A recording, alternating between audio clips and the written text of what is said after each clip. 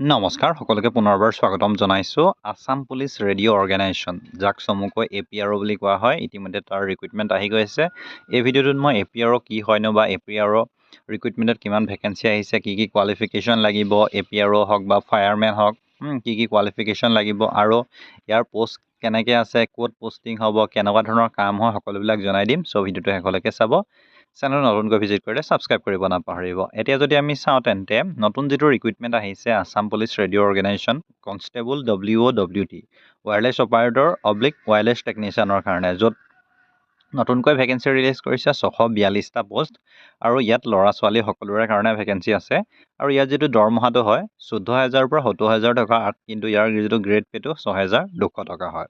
এতিয়া যদি চাওঁ তেন্তে ভেকেঞ্চি হিচাপত আনৰিজাৰ্ভ মেলৰ কাৰণে 238টা ভেকেঞ্চি আছে আৰু ফিমেলৰ কাৰণে আছে 272টা টোটেল 510টা বাকী OBC MOBCৰ কাৰণে যদি চাওঁ তেন্তে